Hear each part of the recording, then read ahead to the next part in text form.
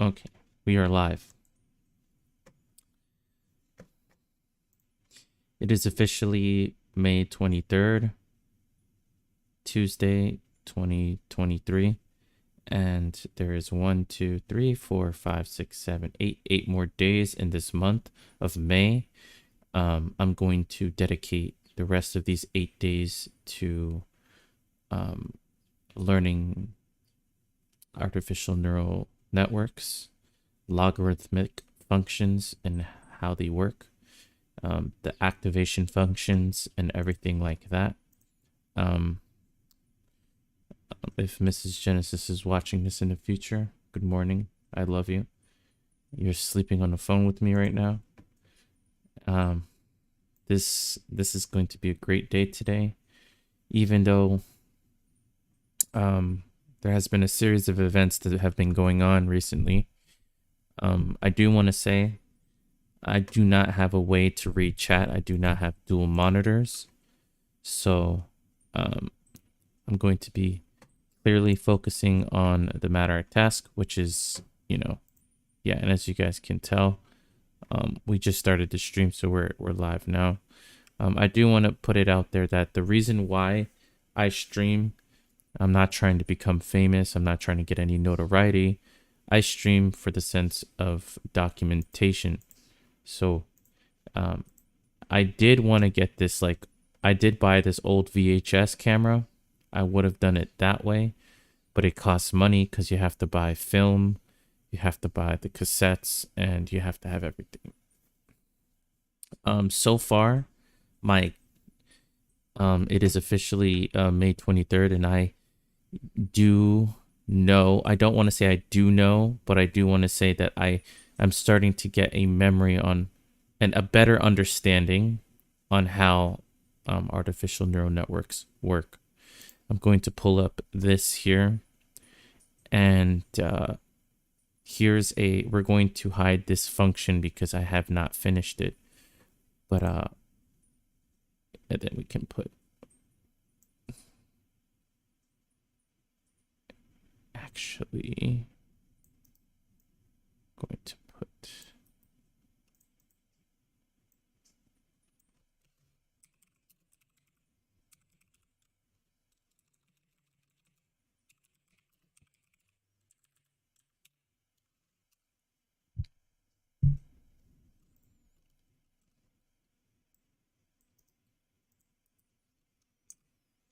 okay, so we go down here. This is an artificial neural network that reads and recognizes and detects minced data sets, and that's pretty much it. Now, when I say I gained a better understanding in the sense of everything, I have gained a deeper understanding on how artificial neural networks work. But there's still more learning to do. There's still more studying that needs to be done. I'm learning that logarithmic, I don't know how to say the word. Let me look it up. It's because I'm nervous now. I'm not even nervous. I just messed up the first time. So logarithmic functions. There you go. I've learned that logarithmic functions play a huge role when it comes to artificial neural networks and neural networks, period, even in the biological brain. And that is fascinating to me. And I was watching some videos and some documentation, a video on YouTube, and the guy was talking about how to actually get these curves going and how there's different activation functions. We already talked about the activation functions, right? But what I'm going to be doing somewhere in the stream is getting an in-depth understanding on the logarithms and understanding how that works. I want to grasp a true understanding. Now, before I do begin, I do want to say I do not have a mathematical background. This is strictly on, I'm trying my best to learn as much as I can when it comes to this, and successfully I have made plenty of artificial neural networks. So far I have made 1, 2, 3. If we go to models, I've made 1, 2, 3, right? And today I'm going to aim to make, they do the same thing.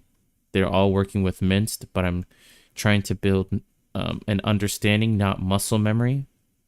A little bit of muscle memory and a little bit of understanding when it comes to these to this. So with that said, what I'm going to do now, I am going to firstly start building artificial neural networks from scratch, because that's essentially what you're seeing me do, is build artificial neural networks from scratch. And what I have planned for the next month of, let's see, June. On June, I'm going to solely practice on getting the Automate the Boring Stuff book done, because honestly, this stuff makes that stuff look like baby stuff now. It's like, there's no excuse. So I'm working on a higher scale now. And I'm not going to lie, because I'm used to working on a very rookie beginner scale. But now, working with flow control, modules, classes, data classes, a lot of more other stuff, web scraping, Selenium, Playwright. I haven't messed with Playwright yet, but I've messed with Selenium. I've done a lot of stuff. My career is slowly building up, and my knowledge is slowly getting better and better as I continue. And I want to keep this going. So you will see me streaming every single day, documenting my progress. Yeah. And let's go with that. Now, I used to think that, well, I'm going to do this because, I want to, at first, when I first got into coding, I was so naturally good at it. As cocky as it sounds, as naturally, I know that I have a knack for this. You just know when you have a knack for something, when you have a talent for something, because it just comes effortlessly, and you just do it without effort, and you enjoy it, right? I knew that there was a part of me that wanted to teach people and help people get better, but this is planet Earth. This is all about survival, and I'm gonna, from now on, I have been doing this. I wouldn't mind, like, if someone asks me what something does, or I don't mind helping someone out on that aspect, but I'm not going to devote my entire life to helping a stranger over the internet that I don't even know. That's why I have these documentations down. So if you want to learn something, you could just go through and, I guess what I'm trying to say is I'm not going to be sitting here teaching what I do. I'm just going to be doing what I do, and I'll just be explaining what I'm going to do, in the future, that if that makes sense. But yeah, I guess someone could take these streams and definitely learn from them, reverse engineer everything that I'm doing now, but I do not. I digress. I think that you should learn by yourself in cohesion with documentation, because this is my progress. This is not going to be your progress, right? You might learn slower, you might learn faster, you might learn your own pace, you might learn at my pace. That's impossible. No one can learn at the same pace. Everyone learns differently. But so take that with a grain of salt. Programming is a very intricate process, and if you find yourself doing this just for work, you want to do this just because you want to make a few bucks and to make a 100K salary, or you're going to find, it's, if you have the capabilities, then you can. But if you get angry very quickly, if you get really frustrated very quickly, this field will tear you apart. Okay, I'm telling you. And as you can see, sometimes, have you guys ever seen me get frustrated on stream even when there's things that are difficult? No, I just keep going because I enjoy that aspect, and that is what's most important. So with that said, let's continue with the stream. My fiance has to go to work really soon. It's 6 in the morning right now, so I have plenty of time. I'm trying to fit in as much study time as I can, as much lab work as I can into my schedule. Now, if someone comes to stream and asks me what a certain thing does, I don't mind breaking it down, because that helps me get better too, because it's beneficial. But if I find it that it's not beneficial to me, I apologize. Actually, I don't apologize. It's not going to benefit me. It's going to hinder my learning process, and I hope you understand, because my learning process right now is so important to me. So with that said, we are going to finish up this artificial neural network that I started working on yesterday. It's pretty much done. We can run it right now, and we can actually see it in progress.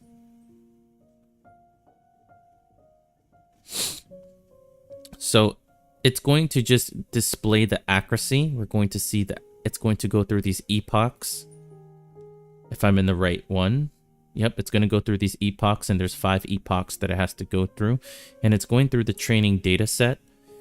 And it's adjusting its weights and its coefficients with a certain activation function. And as we can see, the accuracy here is 97%. This artificial neural network is 97% accurate. Now, yesterday I was trying to show other aspects of metrics, because accuracy is not the only metric that you can show.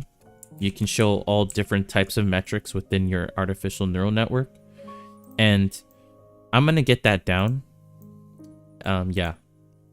First off, let's see if I'm banned off of ChatGPT, because I'm worried about that, because I was using a VPN. I use a VPN.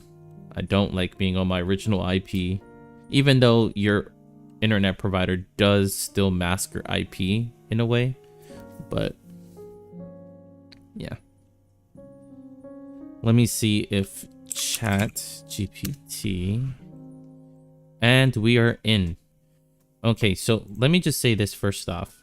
There's nothing wrong with using tools, but becoming codependent on them is a problem. Yes. But I feel like if you're learning something, what I'm doing with ChatGPT is still equivalent to going to Google, coming to Google and literally saying, what is a logarithmic function?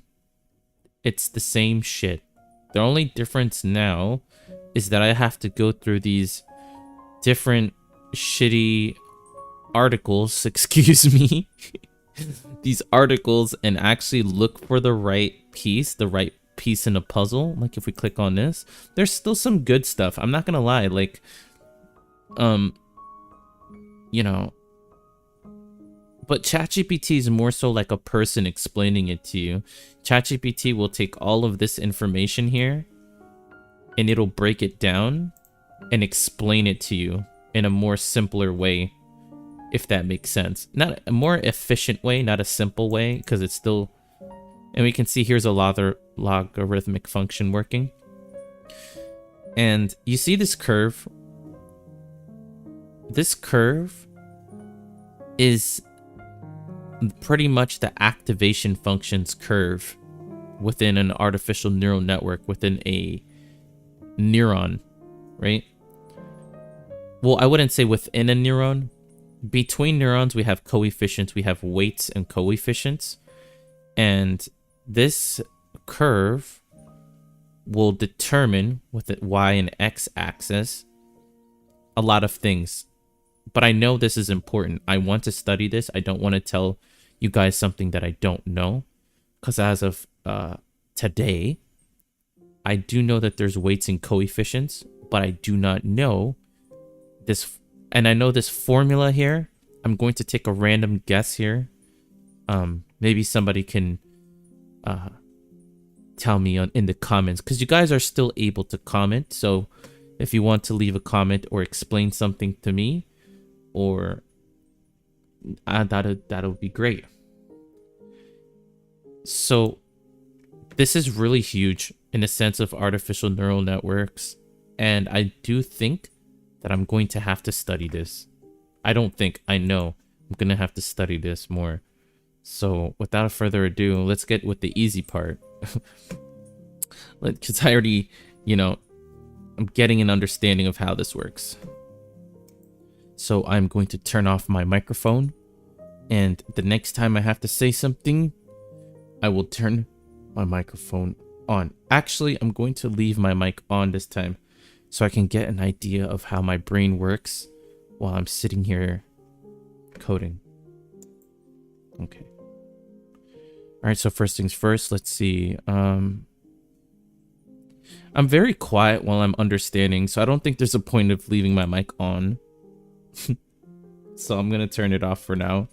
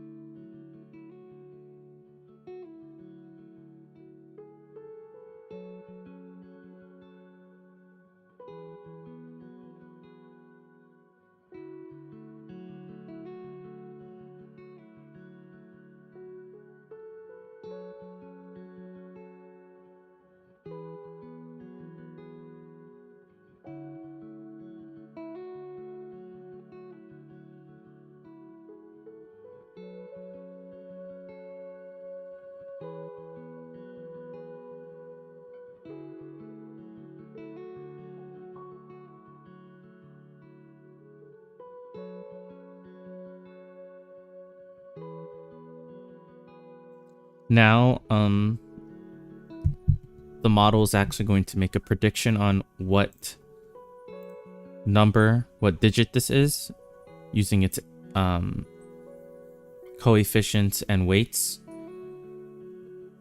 And as you can see, Vecna predicted the digit 7 right here.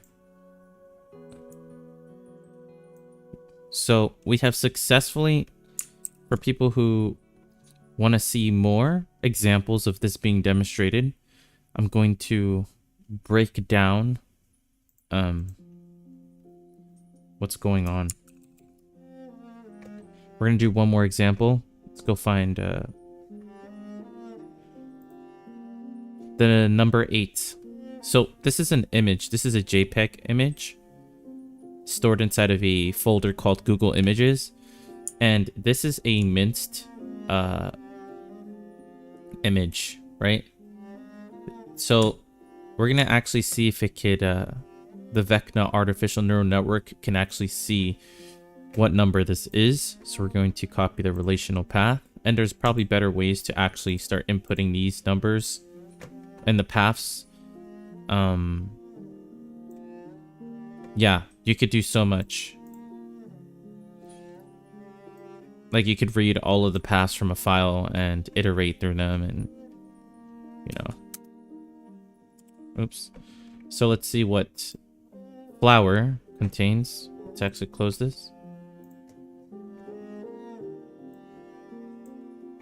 All right, so the Vecna model is going to actually go through its epochs, its training, and then it's going to give us a prediction label, the predicted label on what it thinks this digit is. So let's see if it gets it right. And as you can see, Vecna predicted the digit 8. Super powerful stuff. I mean, this is kind of what I wanted to do. What I wanted to work with. And one more. One more. Let's soak into all this hard work. So here we have the number 3, the digit 3. It's a minced digit. Right now, this artificial neural network is trained on the minced data set. So if this was just a different image of a 3, it wouldn't really know. You would have to train it on a specific, you know. It depends on the data set that it actually is working on. So that is really crucial too. So let's, again, copy the path. Let's place it here. And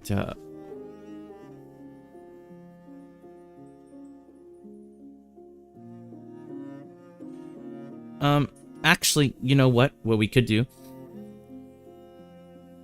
We could actually copy this multiple times. It's going to have to go through multiple iterations though. How many images do we have? 1, 2, 3, 4. 2, 3, 4. Let's copy the first one, which is flower.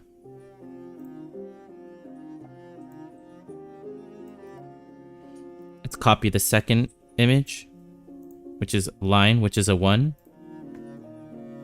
And we're going to put that there, like right around here. We're going to do, and then the following.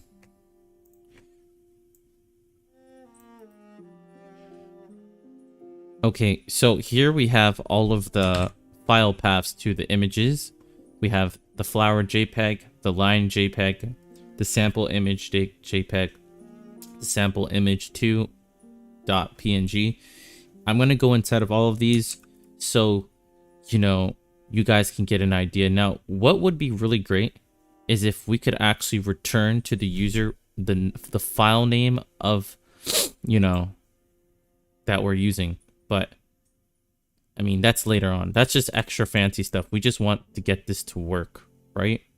So let us actually get this to work, okay? So, and there's a way to do that. We can make a parameter called file name, and then we can put the file name there. Yeah, I mean, why not do that? Let's do that. Let's test our intelligence real quick. So we have file path as a parameter here. Let's put file name. And this is a parameter that we're going to have to input now.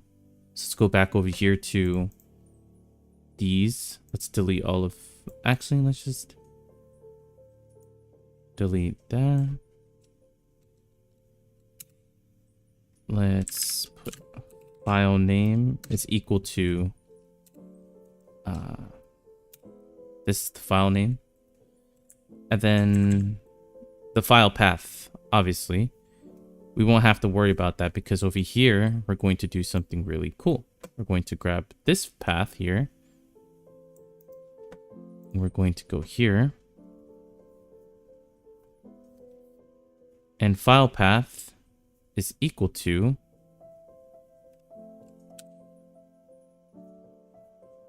Well, let's first say it's a string and it's equal to this here, this raw string, right?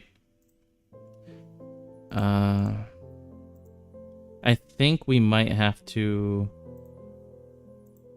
put this over here at the end because I think defaults go at the end. So let me double check.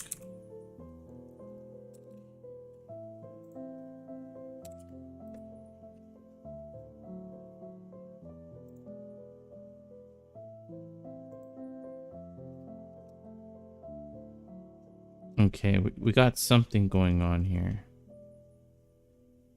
String literal is unterminated. This is probably a really simple mistake that I'm making. Right?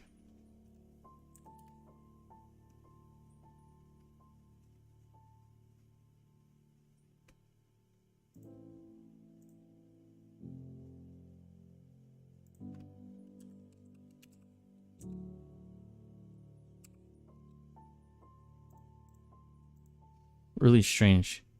Here, let's try deleting this.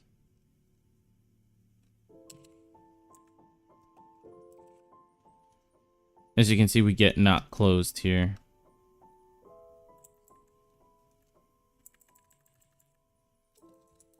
File path is a string.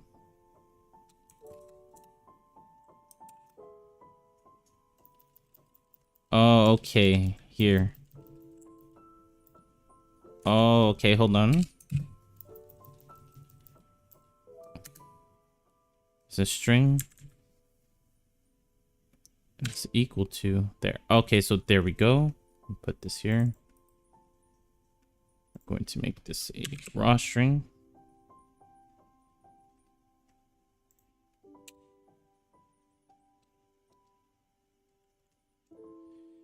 I don't know why.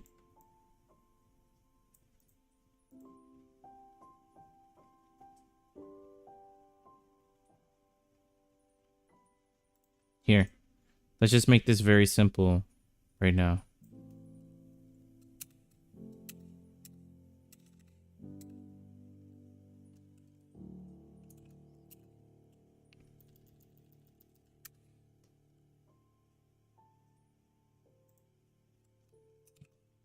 Oh, okay, here we go. That's probably what the problem was right there.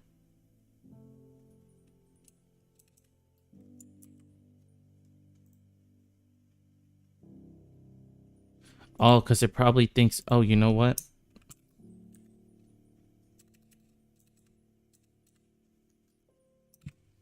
Here we go. We're going to say that this is a string. And then this is going to have a string of this.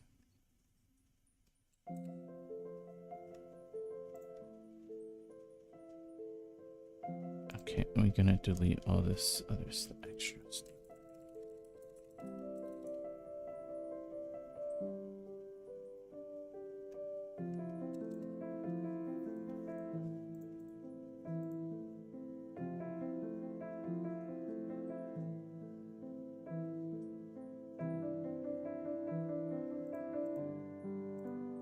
I don't know.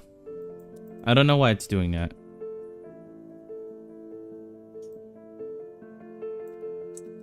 I'm just gonna have to admit that I forgot, but we're gonna just do this.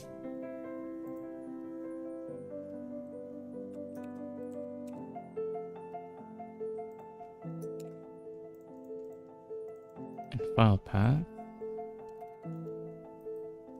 is equal to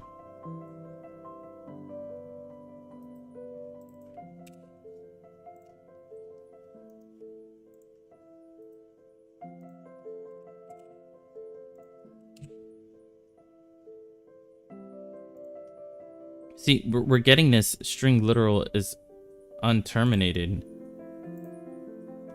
Anywhere we go.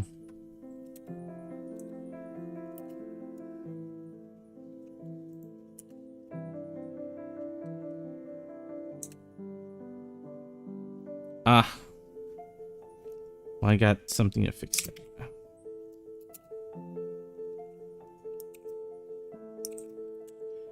Here we're going to put the file name. That a raw string. There we go. This works too. So now we could actually put the file name in display.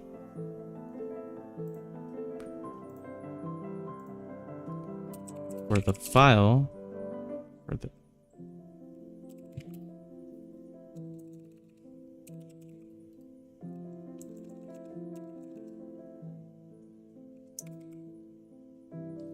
So we have predicted label, and then we're going to display the file name. So it says the predicted digit is 789, doesn't matter, for the file flower.png. So now if we run this now, it should display the digit for the predicted image. So we're gonna get the name.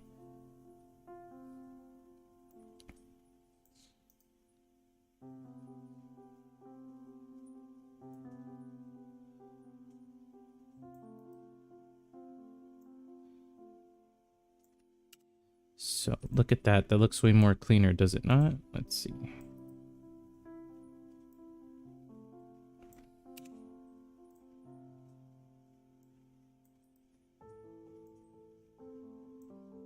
All right, let's run this. This looks way more cleaner, looks way more shorter. And let's go see. Let's go give it a shot, shall we? Shot in the dark. So it's going to run through its epochs, and if I know my shit, this should return the predicted label and the image file name for the corresponding. Okay. Says it required a file path. Okay, so it's saying that it needs a... okay, I knew that was probably going to happen. So the default file path, we're not even... so as you can see, file path... we don't even need file path really here. That's a parameter anymore. We don't, because we have file path here. Now let's run it. Okay. It's going through its epochs, and this it's technically doing epochs around the training data set. And you see the accuracy is getting bigger and bigger. And then voila. And as you can see, if we go take a look at this, Vecna predicted the digit 8 for flower.jpg.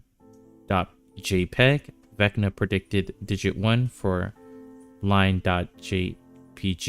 Vecna predicted the digit for sample image.jpg.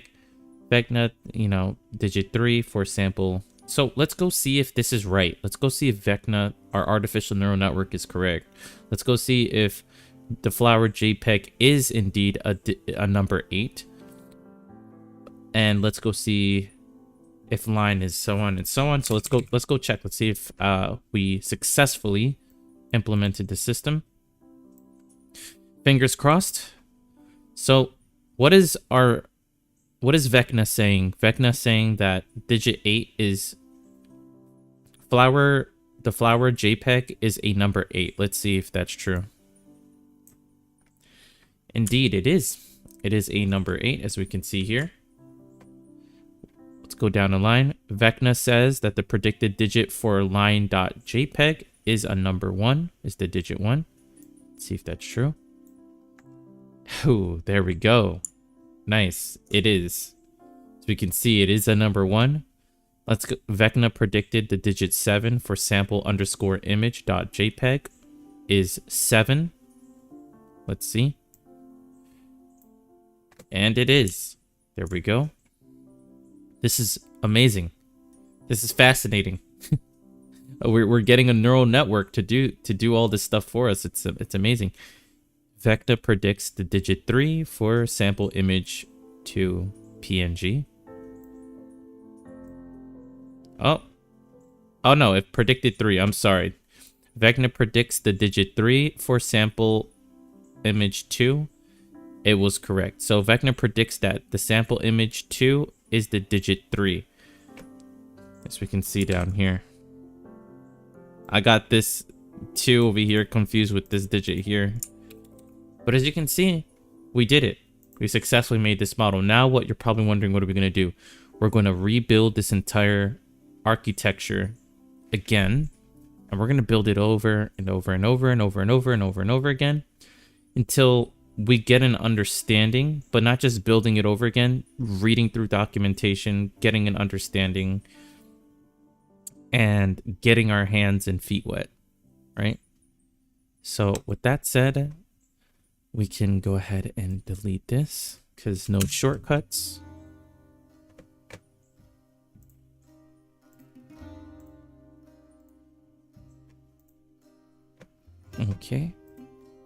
Okay, here we go. We're going to make a brand new model. So I'm going to break down Vecna real quick. So an artificial neural network template that uses, well, it's not the artificial neural network, Vecna, that uses the minced dataset to detect minced handwritten digits. Use this to learn how to build an artificial neural network within Python using the template created by me as a guide to learn where things belong. Once you have learned and have used the methodology in memory, advance to more complex artificial neural networks and see what you can conjure up with. A template is a preset of already set parameters set up and saved in place, right? So over here we have, let's start from the beginning. Now, this is for documentation purposes. I'm going to be breaking down why I'm using these things. And to be honest, I'm going to remove these metrics here because I'm not using them. We're going to go back down and we're going to remove the things we are not using. But as you can see, these are the other metrics that you can actually display. F1 score, precision, recall, mean squared. I don't know what the E stands for, but I know this means mean squared. So we're going to just remove this. Or why not leave it there? Just as a representation, as documentation that we have messed with it there. We're even going to put this stuff back here. Okay. All right, ladies and gentlemen. All right. future Genesis and Mrs. Genesis, pay attention. Or anyone watching this on your phone, mobile. I'm about to break down an artificial neural network from scratch. And hopefully you can grasp an understanding.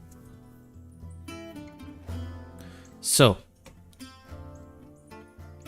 the first thing that I'm going to do, the first thing that I did, we have the modules that I'm loading here.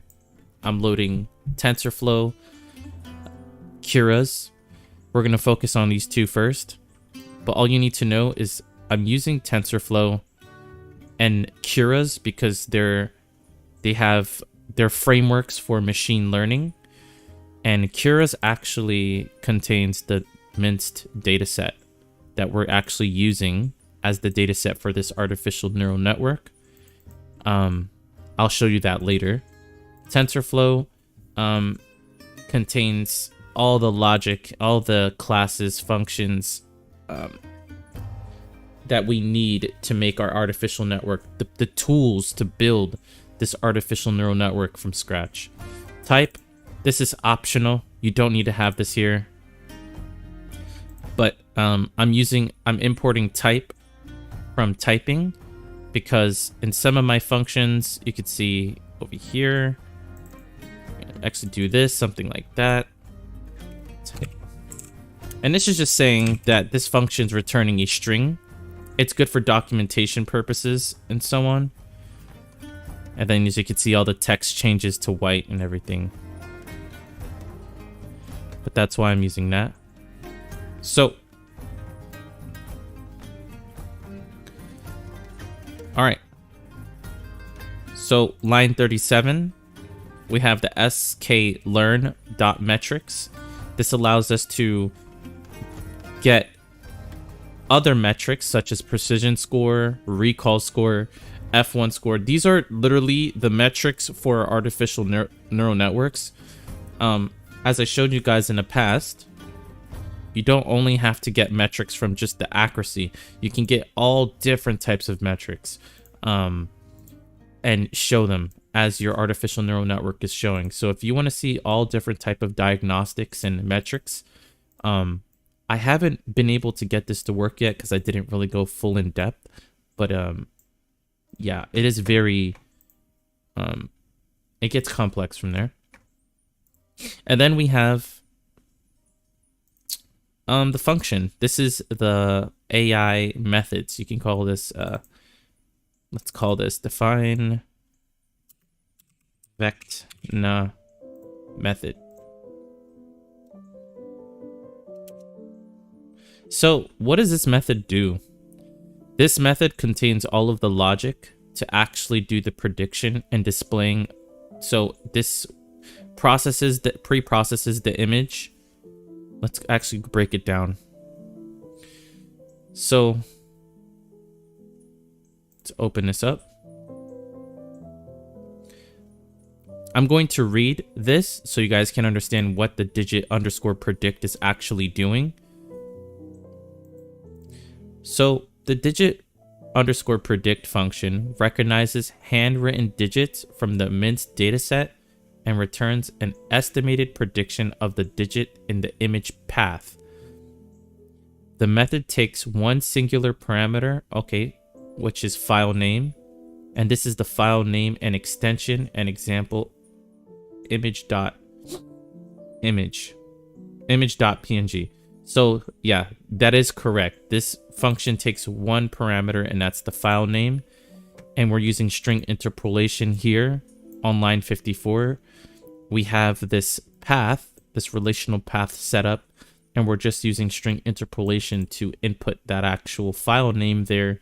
So we don't have to type this file path over and over and over. We can just give the file paths. The file names, excuse me. On line 48, we're importing NumPy or NumPy. Don't know how to say this, but this does work. I don't want to say what it does so much because I haven't really studied really hard on it, but just know that it is a crucial part. So I'm importing that. On line 49, from pill import image. This, I do know what this is. This is actually, image is a class from the pill module, which stands for Python image. What does it stand for? Python imaging library. That's what it stands for. So this allows us to manipulate and load images. So we do need this. On line 52, I'm actually importing the global. I'm using a global and I'm making the model variable global. And the reason for this is because I want to use the model variable. It's somewhere over here. Let me go find it. Over here on line 143, I'm actually defining the model here. All of this text that you see here that I'm about to highlight is me actually building the architectural subsequential layers for the model. So this is a variable and I'm making it global so I can access it from within this function and reference the model from within this function. On line 57, I am setting the image path, and the image path is equal to file path, and the file path, as I explained over here, contains a file name parameter from the function, and the function is named file name. And this, you can be honest, you could really say it's str. It's taking a string, and you want to be specific, right? I feel it's really important to put this stuff here because this could be an integer, you know. Some people would be like, oh, it doesn't matter. Well, I mean, I'm just a perfectionist. I like making my code clean and high quality. So there's nothing wrong with dirty code. There's actually dirty code that does work, but I can't deal with it. You know, like I used to write dirty code. Now my code has gotten way cleaner. Continuing on. So on line 54, we're just setting the file path to the file that we want to actually detect images from, digits from. Okay, so great. So line 57 is the image path to the image file, and we know where the image is because we're setting the file relational path here, and we're using string interpolation right at the end right here and right over here. And the file name gets plugged in here. It's like Legos. We have the first part of the relational path because we know that the image is going to be living in the Google Images repository.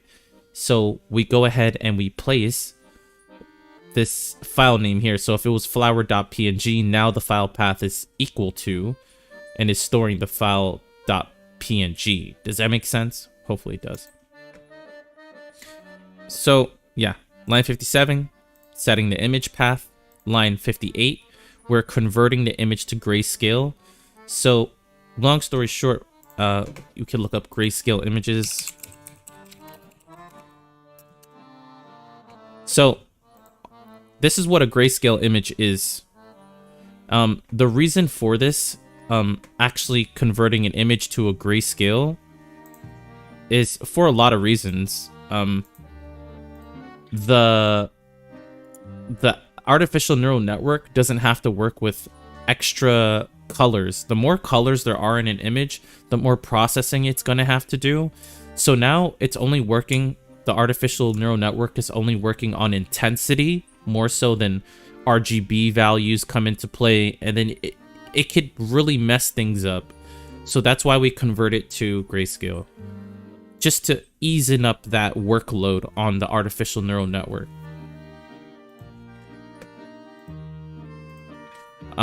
So that's what's going on line 58.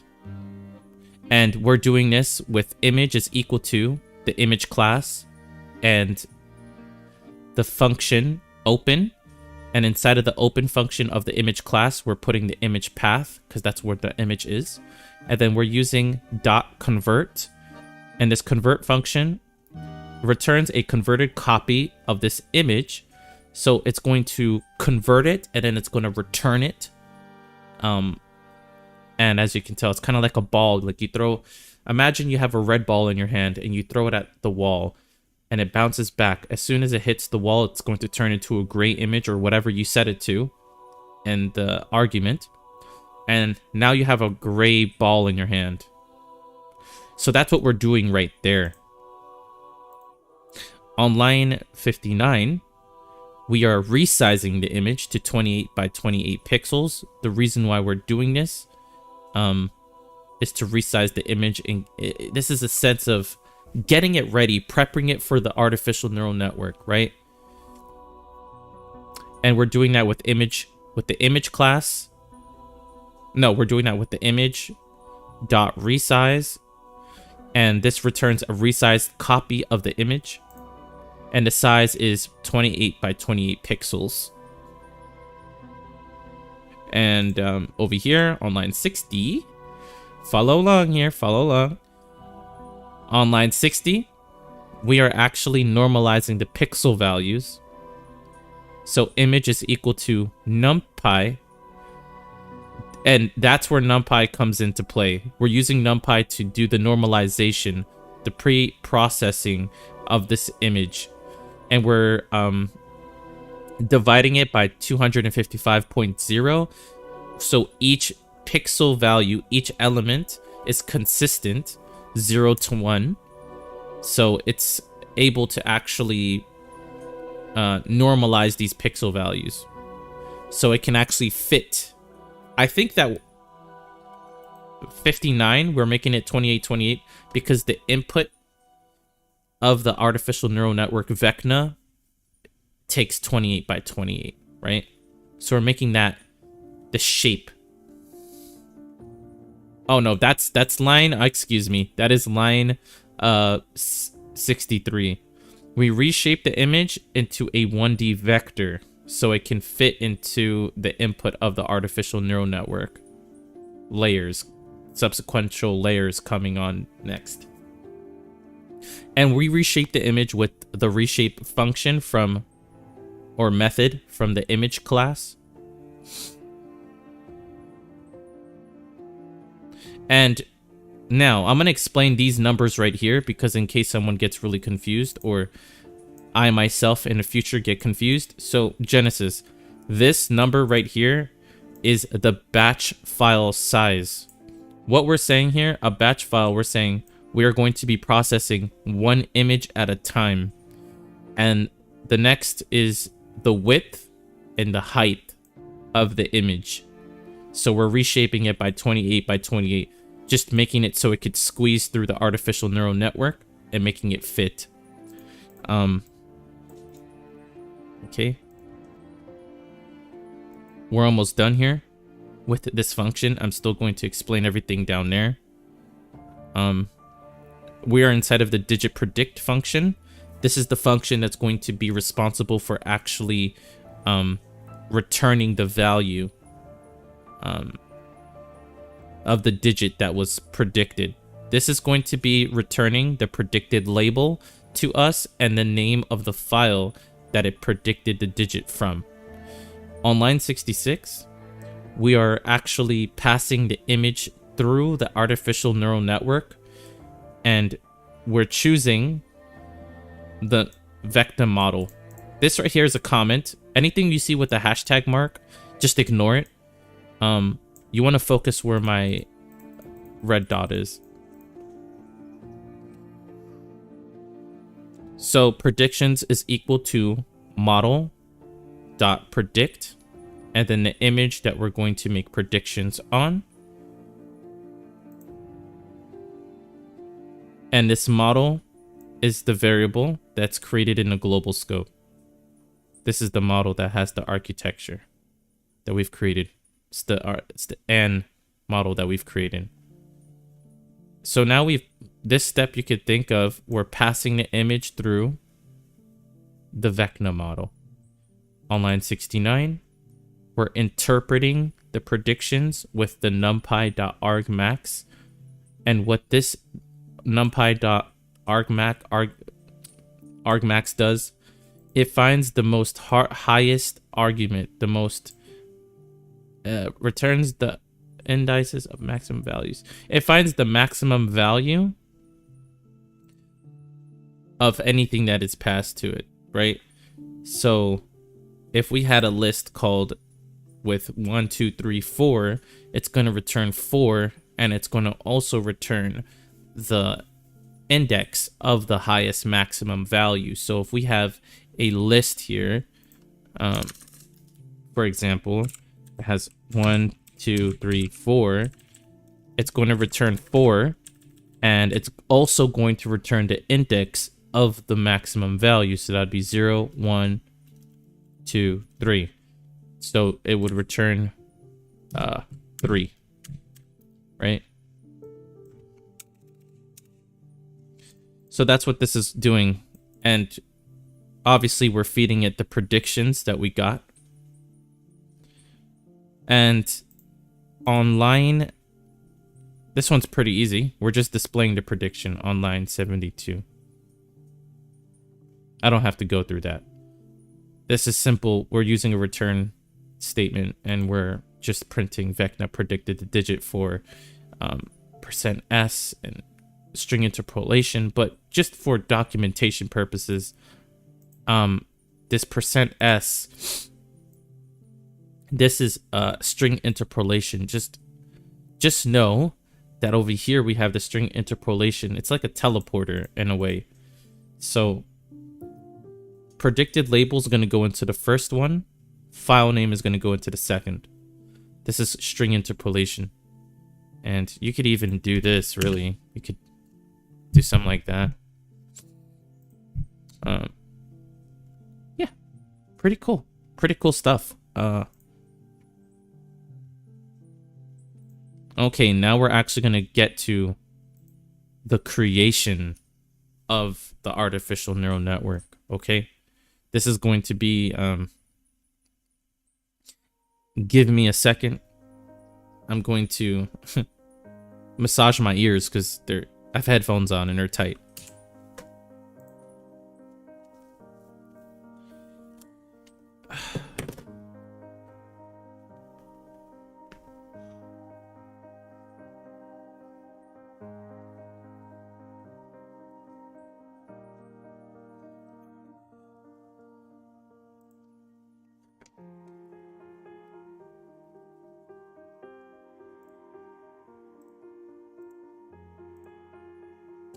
Okay. All right, I'm back. All right, so now I'm going to break down the rest of this artificial neural network going on. So, as you guys can tell, I broke down what this Vecna method does.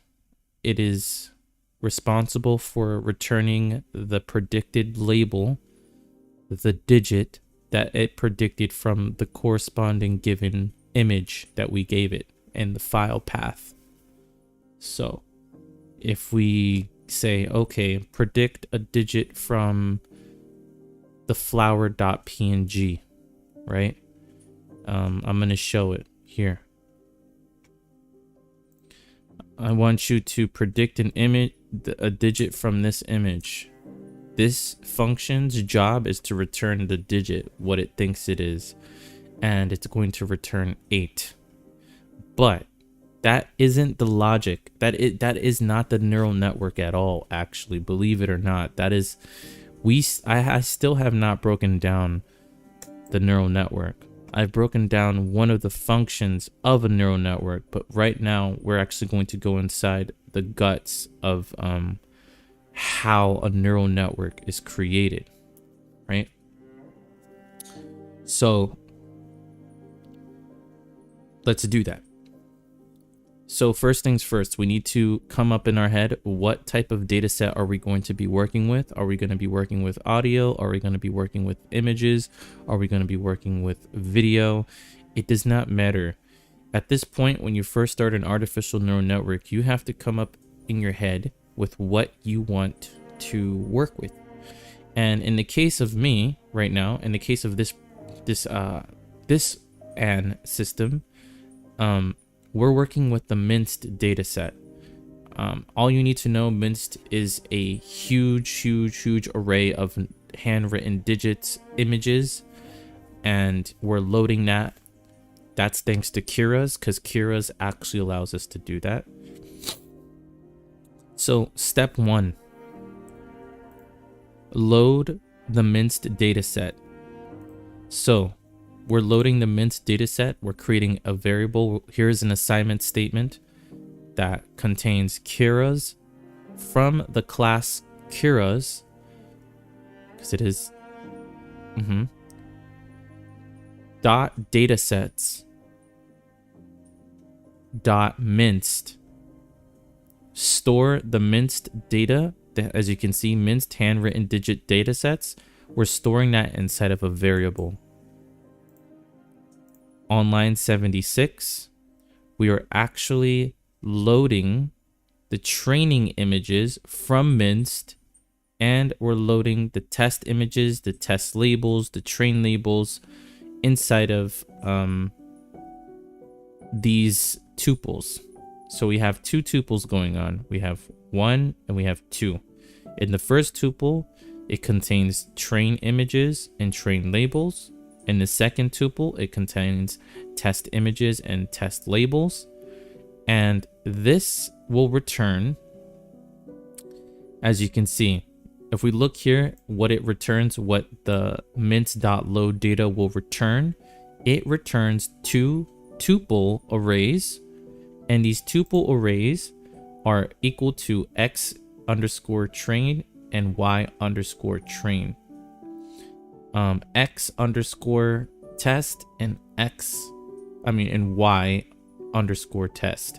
So really, this is returning 2 tuples, and we have to store them somewhere. So we're storing them in these 2 tuples here. So you can think of this process on line 76 as storing the test and train images and their labels respectively. That is what's going on. And here we have a path where you can optionally put this in. I mean, this is set by default, but I put this here just so, just for convenience purposes. We have the path as equal to minst.npz, and this is where the cache of the data set is stored locally. Okay. So now we move our way down to the normalization stage. So what we just explained here from line 74 from line 74 to line 76, we're loading the data set that we want to use for this artificial neural network architecture. The next, we have to normalize and pre-process the data. And this is pretty simple. The way we do this is we have to make 2 variables or constants. And these constants and variables are train images and test images. So the first one, train images, is equal to train images is divided by 255.0, and test images is doing the same thing. So we're dividing it by a value of 255.0. What this is doing, this is making it so the train images are of a consistent values.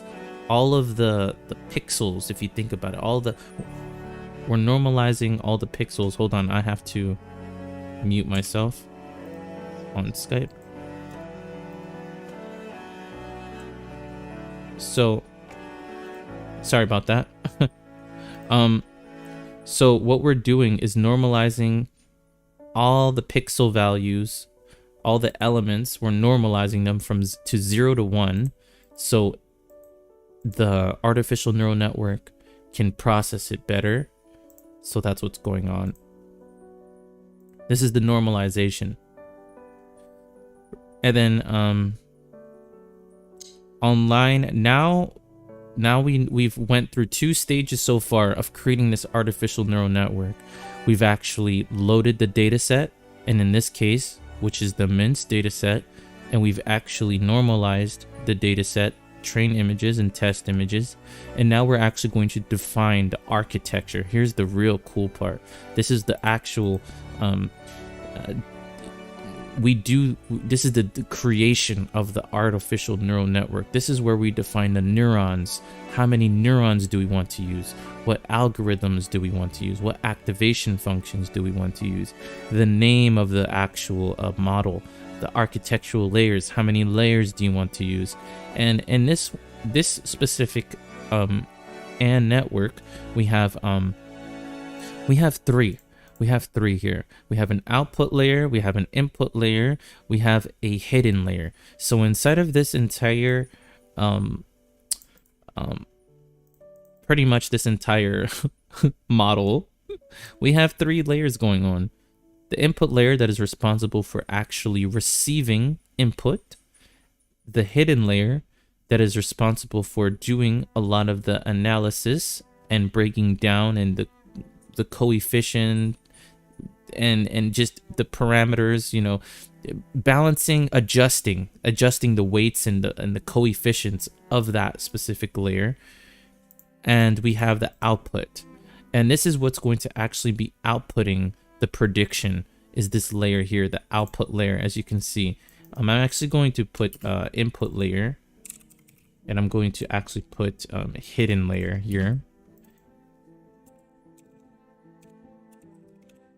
So as you can see, there are really important things going on here. So let's break it down. So let's start off here. Let's collapse this. First, you have to create a variable or a constant of the name of the model. It is convenient to just name it model, but if you wanted to name it Vecna model, I guess you could, or whatever you want to call it. So here we have an assignment statement that's equal to Keras. We're using the Keras module, and is responsible for the implementation of Kera APIs and high API of TensorFlow dot sequential. So these are sequential layers. They're successive layers. They're layers that move forward. They're following layers, a layer following another, following another. That's what sequential means. It means a successive, right? So, and then in here, inside of its open parentheses, we have a list, and inside of this list, we have the architectural layers. I'm gonna open this up so you guys can have, and I can have a view of what's really going on. You can really ignore this here, the name. Yeah, and this is just an optional parameter that you can set the name. Now, it is good convention to set a name for your model. The reason why is because even if we hover over sequential, it says if we hover over sequential, I think I read it in ChatGPT. Setting a name for your model is crucial. It'll help you identify the model later down, because maybe you have like two models going on and you don't know which one is, you know. But yeah, so here we have models is equal to Keras.sequential. Keras is a module and sequential is a method or a class. No, it is a class, I'm sorry. And the arguments it takes are layers, optional list of layers to add to the model, and it takes name. So this is optional. But I want you guys to focus on this over here. So here are the architectural layers. We have on line 146, Keras.layers.flatten, and then input shape is equal to 28 by 28. What this input layer is doing, the input shape of this layer, the image dimensions that this layer will actually receive have to be 28 by 28, 28 pixels wide and 28 pixels tall. So that's what's going on here. And then over here on the hidden layer on line 146, we have Keras.layers.dense. This is a density layer.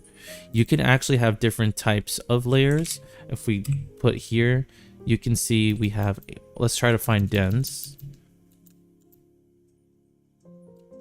Here we have dense, we have convolutional. I think there's a convolutional. If I can find it. We put C.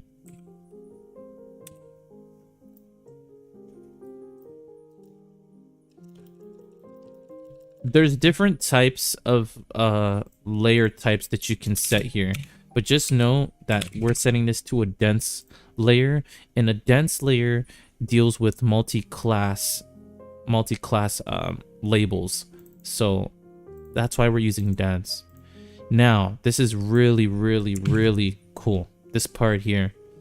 The units stand for the nodes or the neurons.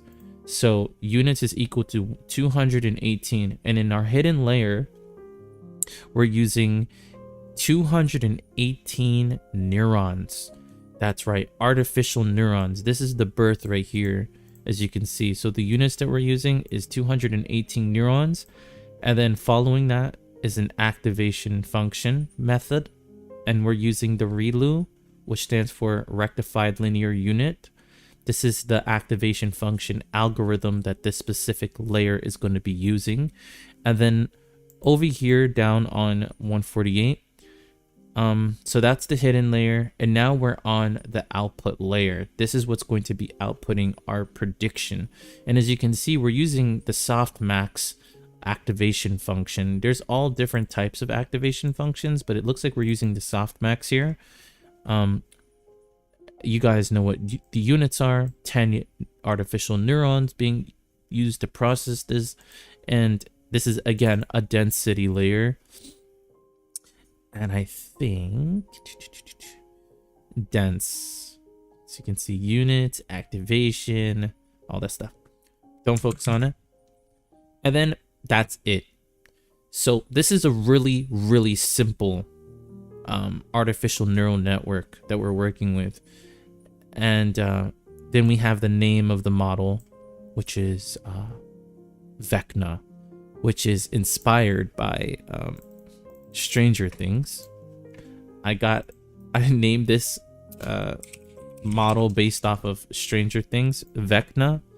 So if anyone wants to know, I based this artificial neural network off of the demon from Stranger Things, named Vecna. And this guy, he will kill you. He's a demon. So pretty cool that I've created an artificial neural network that can identify handwritten digits with that. That's pretty cool. Yeah, so that's what Vecna's for. It's not a specific thing. It has no purpose. You can name this whatever you want. You can name this I don't know, cat. You can name this dog. You can name this jelly beans. Does not matter. But in the case of me, I named it Vecna. So there's that. And I don't know why there's two architectural layer things here. That shouldn't be there. Okay, so that breaks that down. So now we have 3 stages going on. The first stage is to load the data set. No, the first stage is, the second stage is to normalize and pre-process the data images and the training images and the test images. And then we have the third stage, which is actually creating the architecture, the structure of the fucking artificial neural network. So there's that. So we have 3 so far. Now, after loading, normalizing, and defining, we come to the 4th stage, which is actually compiling the model. And when we compile the model, the reason why we compile it, because we're setting the optimizer algorithm that we want to use. This optimizer algorithm is how the weights and the coefficients will adjust, the way they will do it.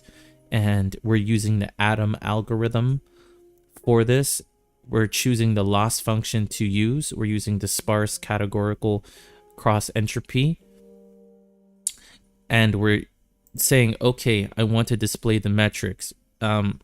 but I want to display the metrics in accuracy. So these are the metrics. So these are going to be the list of metrics to be evaluated by the model during training, right? And so far, I've only figured out how to evaluate accuracy so far. But later on, I am definitely I'm going to figure out how to get other type of metrics too. Because, I mean, why not? It's useful. You don't want to just see accuracy. You want to see loss. You want to see all different types of stuff. Okay, so I'm going to break this down. So from on line 197, we are compiling the model with the compile method. So we choose the model that we want to compile. So model.compile, open parentheses. This takes some parameters. It takes a lot of parameters, but I'm only using the first three, which is the optimizer, the loss, and the metrics. There are some more. We're not going to focus on that. But as you can tell, like here's RMS prop. This is an optimizer algorithm too. So the first one, again, as I said, the optimizer is responsible for how the weights and the coefficients are adjusted. And the loss is responsible for which loss function algorithm we will be using. And if you guys want to go really in depth, I don't know much about sparse categorical cross entropy. I'm going to do more studying on that. But yeah, I just think it's really important to know that this is a loss function algorithm. And then on line 200, we have the metrics. The metrics parameter is going to contain, you could really do this. You can put inside of a list. Since I'm only using one, but later on, if you want to add more, you put them inside of this list. So maybe, I don't know, boom, and then you would put precision, I don't know. Precision, you know, yeah, stuff like that. But for right now, we're only using that. We're only using accuracy. So that's compiling. So that's, now we have 4 stages. We have loading, normalizing, defining the model, and compiling the model. Now we have to train the model. Okay, training the model is pretty simple. We're going to be using the fit method, and this fit method takes x, y, and batch and epochs. Okay. So x and y are going to be, as you can see, let's go take a look. Train images and train labels. And epochs is how many times that we're going to loop over the data sets and stuff like that. You know what I mean? What? Okay. Okay. So these epochs here are going to determine how many times we loop over those specific training set. So if we set this to 6, sorry about that, that was my mom. If we put this to 8, this model is going to go through the training set 8 times. So the higher you go, the more training that it's going to endure. But we have this to 5.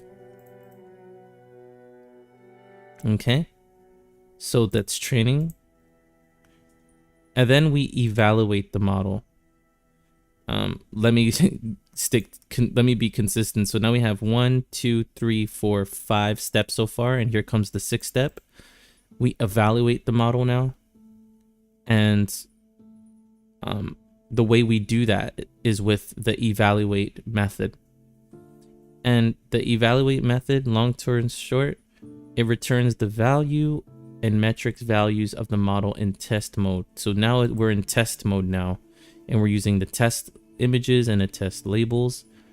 and we store. Let's actually see what this returns. Scalar test loss.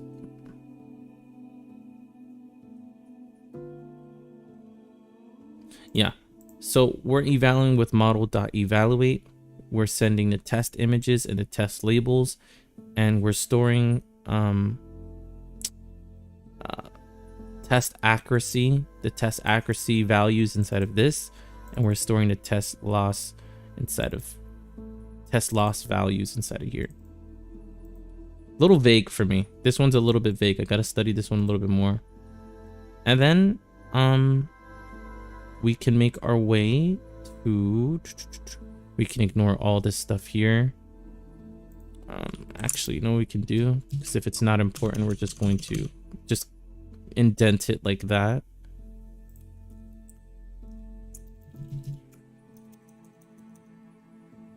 Okay, so now we can make our way to display the metrics. So right here, we print the accuracy.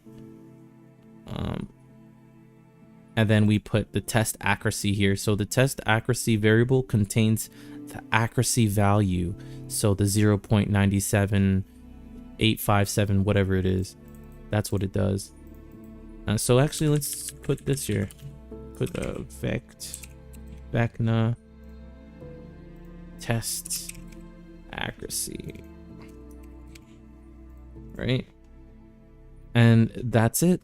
Once you've done all of that, as you can see, there's way more metrics that you can actually display other than just test accuracy. There's precision, recall, F1 score. I have not dabbled with any of these yet. I will, but there's that. Let's see. Yeah, so in turn, let's see how many steps there are into creating an actual artificial neural network. We have 1, loading the data set, and in this case is the MINTS data set. We have 2, normalizing and pre-processing the data. We have 3, defining the model with the keras.sequential. Right here, we're actually defining the model itself, the artificial neuron amounts, the activation function algorithms. We compile the model. That's 1, 2, 3, 4. This is 4. This is stage 4, where we compile the model, and we compile because we want to choose the loss function and the optimizer algorithm that we want to use. Why? Because the optimizer, what we're saying here, this is how I want to optimize. You know, how do I want to optimize the weights of this neural network? We have 5. We train the model. It goes through its epochs, and each epoch it gets way more and way more of an understanding. The more epochs you have, the more understanding it has, and the less, it's going to be less understanding. If I'm wrong, someone correct me. I am not perfect. And then we have a number. We have, hold on. We have 1, 2, 3, 4, 5. Yeah, 6. Now we're on 6. We're evaluate the model. And then this is evaluating the model, and we are evaluating it. I have to study this more. And then we actually have to display the metrics. We can display the metrics. So accuracy, recall, precision, mean squared, all that stuff. And then with that said, that's it. I'm going to head out now. I have to go take a shower. Yeah. Other than that, I'll catch you guys later. Make sure to go follow my Twitter. I do have a Twitter account. I post when I'm going to be up all the time. When I come back, I'm going to make an artificial neural network from scratch again using the MINT. And you're going to see a lot of that. I have no shame of making videos over and over and over and over. And if I have to make 50,000, I don't care. I won't be making 50,000, but we'll see. We'll see. Make sure to go follow my Twitter. I'm going to link it. I post when I'm going to be, you know, live and stuff like that. Another thing, I've been getting a real fascination with architecture of Greek mythology and just okay, or just architecture in general. So like especially Egyptian architecture too. So as you can see here, and it's so strange because the reason why I say it's strange is because let me turn off music. Oh, that scared the shit out of me. That scared the living shit out of me. All right. The reason why I say it's so strange is because I start getting into artificial neural networks and I start getting into architecture at the same time. I've always had a fascination for architecture, and because if you think about it, all of these buildings they're just so perfect. They're symmetrically perfect. Most of them are, and it's just the symmetry to everything. And that has to deal with the Cartesian coordinate system, you know, the X and Y axis, all that stuff comes into play. Yeah, real fascination there. But that's